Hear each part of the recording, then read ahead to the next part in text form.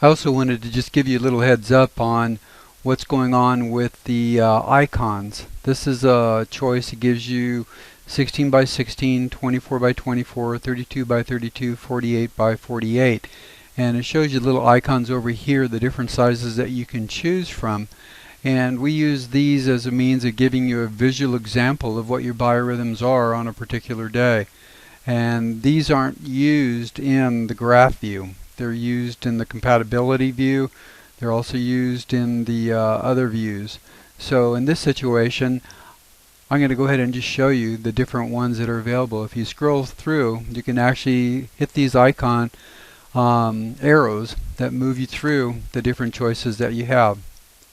And if you want to see all of them at one time, you hit the down arrow, and this is going to show you all the different ones. If you want a bigger image, you just scroll over the top of it, and it shows you the bigger image. Now as you scroll down, it gives you all the different ones. And so I particularly like this one here, so I'm going to double click on it, and I'm just going to go ahead and scroll down, make sure I've got it selected in this box up here, because I love the weather. I love the sun and the moon, and those things have a big impact. So I'm going to just go ahead and click on this one. And the reason why I like this one is got an exclamation point for the critical days, the crossover days. I like to see that, and I like the rain and the dark clouds and just the sun, because the sun has such a big impact on biorhythms. The greater the solar flares, the bigger the impact biorhythms have on us.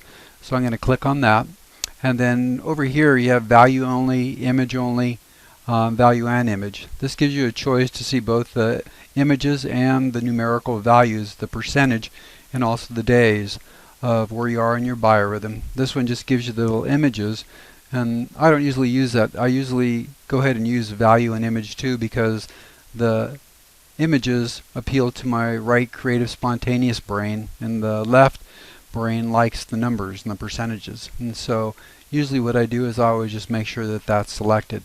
And so in this particular situation, I also wanted to show you one other thing, is that in your history, when you click on this, this takes you to where you've been, and so you can go back and forth. If you do a lot of different things in the biorhythm software, all of it is recorded in history, and you can actually see what's actually been done. You can go back and pick and choose whatever it is that you actually have done so far. And so if you click on home, it takes you to the original view, which is your graph of the accurate date and time.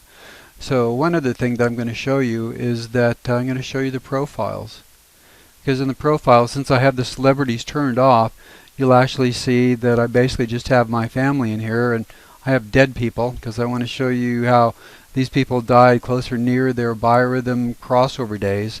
And then I have family members, because there's such a big impact on how you feel and how you relate. And then I've got friends in there, and I've got the heroes category, and I've got my personal category, and then I have politicians. And it's important to have these because it makes a big difference. And I am going to do a number of different things with this. And if you look at this, right up here, you can create a new profile by clicking this button. And once you do it, it gives you the new profile dialog or the wizard. You can just do one at a time if you want to add information in there. Or if you want to go back to our wizard window, you can click on this and it will pop open the wizard window, where you can go through and put all the different things that you want to have in there. And so that's an advantage. That's where you create new things. I'm going to just click on that, and I'm going to just close that. Or you want to close the wizard, and I go yes, I want to close that. Now up here we have the ability to group people by folder or by gender. Right now you'll see that I have them by folder. If I clicked on gender, then it would take everybody that was male and put them all together, and everybody that's female. If you can see right now, everybody's sorted by their female biorhythms. And we have a few male. The male are these ones here, so you can see they're all in one place.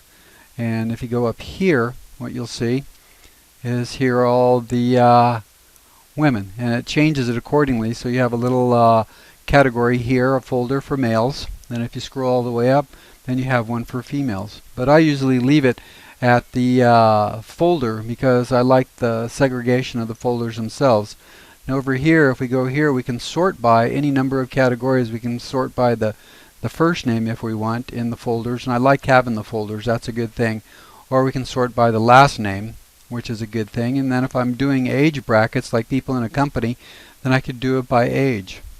And the other good thing would be is if I wanted to do it ascending, I could do it like that, or I could do it descending. The neat thing is being able to manipulate the database is just incredible.